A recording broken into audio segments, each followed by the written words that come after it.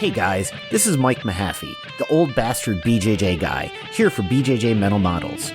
Back in my day, we had to walk uphill in the snow both ways to get to the academy just to learn some crappy technique from a random purple belt. You kids have it so easy because now you can just subscribe to BJJ Mental Models Premium and get tons of great audio courses to learn new techniques, enhance your mindset, and entertain yourself. You can even get personalized rolling reviews from some of your favorite BJJ Mental Models coaches, including me. It's like having your own seminar, you spoiled little whippersnappers.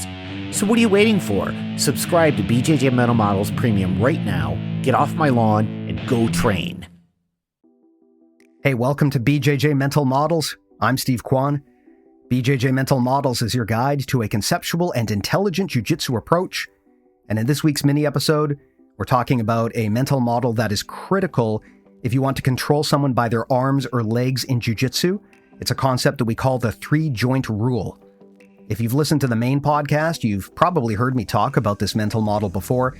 It really helps when it comes to understanding how to control someone by their arms or legs in jiu-jitsu, and ultimately how to submit someone by their arms or legs when you get to that point. Here's why this is important.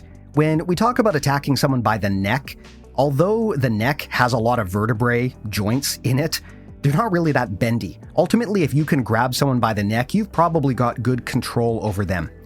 With the arms and the legs, though, it's a little bit different because we have a lot of adaptability in our arms and legs. Think about those three major joints. You've got the joint that connects to your torso. So in the case of your arm, that's going to be your shoulder. In the case of your leg, that's going to be your hip.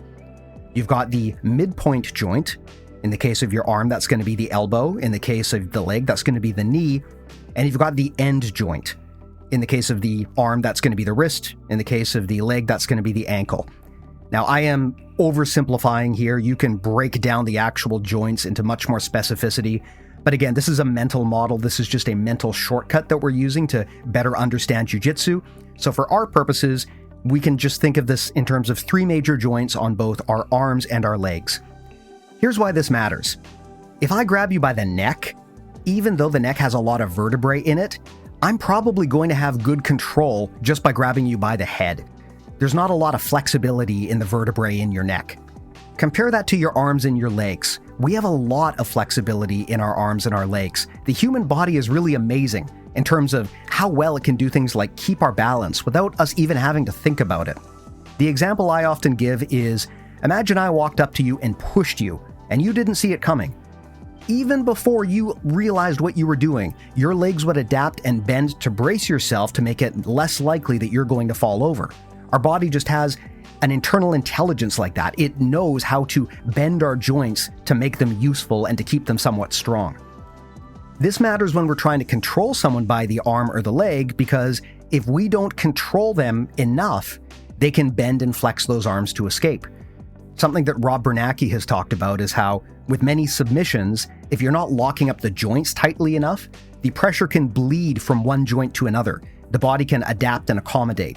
So as an example, if I'm trying to armbar you and I've got your elbow locked up tight, if your shoulder is loose, you can use that mobility to release the pressure on your elbow to make it less likely that I'm going to be able to submit you with that armbar.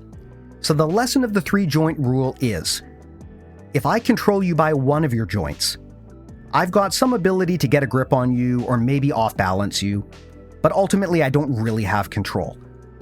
If I control you by two of those joints, so for example, the wrist and the elbow, now I've got some control. I can manipulate your body, I can advance position. If I control you by all three of those joints, so in the case of the arm, if I've got your wrist, your elbow, and your shoulder locked up and immobile, now I've got control over you and I can submit you. And so that's kind of the thing that the three-joint rule tells us. If I can control one of the joints in your arm or your leg, then maybe I've got a grip, maybe I can off-balance you a bit, but I don't really have control over you. If I can control you by two of those joints, now I've got some control and I can start actually attacking and advancing position, but I probably can't still submit you yet because you still have some ability to move. Now, on the other hand, if I can lock all three joints in one of your arms or your legs, I should be able to get the submission. And this matters because often when people try to submit someone, maybe they've got control of two of those joints, but not all three. I'll give you an example here. If I'm trying to armbar you, I'm controlling you by the wrist, I'm grabbing your hand, I'm controlling you by the elbow, it's pocketed into my hip, but I'm not really pinching tightly enough against your shoulders. Now you've got the ability to rotate and get out of there. And this is a common mistake that happens when people are trying to finish a submission. They might have control of two of the joints, but not the joint that connects to the torso, and that allows people to rotate. You'll see the same thing with leg locks. If I am trying to, let's keep it simple, straight ankle lock you. I've got a really good grip on your ankle. I'm wedged up against your knee so it can't move, but your hip is still free. If that's the case, you can rotate, you can spin out. You'll see the same thing with heel hooks. Now, controlling someone by the wrist or by the elbow or by the ankle or by the knee, if I can just grab that joint and prevent it from moving, I've got some control. But controlling the third joint, the one that connects to the torso, is a bit more difficult because I can't just really grab you by the shoulder and prevent you from rotating. I also can't really grab you by the hip. They're just not very good handles. So how do we immobilize the third joint? Normally, the way that you do that is by pinching onto the other side. This is a concept that you will hear John Danaher call double trouble. The idea being that if I'm attacking one of your limbs, then if I want to really prevent you from being able to escape, I need to control the far limb as well. If you want an illustration of how this works, let's talk again about the armbar as a walkthrough. Maybe I've got you by the wrist, I've got you by the elbow, but your shoulder's a little bit loose. If I want to tighten up your shoulder, what I should be doing is wedging against your far shoulder.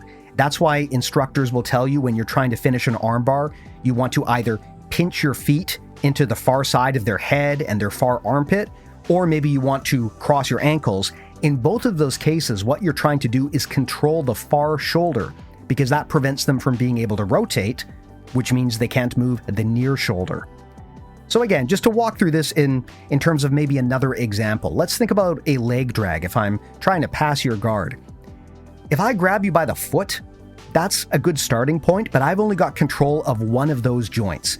And I can use that to be a nuisance and to maybe start getting some motion and to follow and track your movement, and I can pummel with that, but I'm unlikely to be able to get much done if I just control you by the ankle. And if you've ever tried leg drag passing someone where you only have control over their ankle, you've probably encountered this.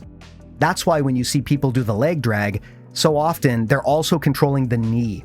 Where the leg drag becomes especially powerful is when I climb the chain and I'm not just controlling your ankle anymore, but now I've also immobilized your knee. And you'll see this pattern with most guard passes. Where the guard pass becomes really dangerous is when the knee gets controlled. You may have heard people talk about the knee line when it comes to guard passing. Part of the reason why is because of the 3-joint rule. If I can immobilize your knee, now you only have your hip to rely on when it comes to flexibility and rotation. But even from there, if I want to actually submit you, that's not going to be enough. That's enough to get the leg drag and to pass, but if I actually wanted to finish a submission like a knee bar on you, now I need to control the third joint, and that means the hip. And again, I can't easily grab your hip directly, so the way that I'm going to control that is I'm probably going to want to control your far leg. That will prevent you from being able to rotate, and if you can't rotate, then your hip can't move, so by default, it's controlled. There's other ways to control things like the hip as well, particularly if you're in someone's guard. You can cage their hips, you can lock their hips together, you can lock their hips apart. There's things that you can do. And so you should always be thinking about that if you're trying to attack someone's leg, especially as a submission. Is there anything that you can do to bind their legs together or pull their hips apart? You'll see many knee bar finishes require splitting the person's legs. That's just one of many ways that you can control the hip, that third joint. So there you have it, the 3-joint rule. What it tells us, again, just to recap, if I control one of your joints, which usually means your wrist or your ankle, if I'm attacking from the outside in, then I've got the ability to grip and maybe off balance, but not much else. If I can control the second joint as well, meaning the elbow and the knee, now I have enough control to start advancing position. And that's where things like arm drags and leg drags and guard passes come into play. But if I can control all 3 joints, then you don't have any flexibility in your skeleton anymore, and I should be able to get a submission. If people are getting out of your arm or leg submissions, one of the easiest ways to troubleshoot is to ask yourself, do I have all 3 joints in this limb locked up? If I don't, figure out which joint is loose, and make sure that you tighten that up. So there you go, the 3-joint rule. Now that we've talked about that, in the next few mini episodes, we're going to be talking about breaking mechanics, the different ways that you can submit someone by attacking their arm or their leg. We'll save that for next week. But one thing that I will do is I'll put a link in the show notes to a long-form episode we did with Jeff Shaw about the 3-joint rule. So if you want a more rigorous and robust explanation of this mental model in action, hit up the show notes and check that out. You can also check out everything else that we make, the podcast, our newsletter, and BJJ Mental Models Premium. All lives at BJJMentalModels.com. I really appreciate everyone listening to these episodes, and I hope they're valuable for you. I can't wait to do the next few where we talk about breaking mechanics, and so I will see you then.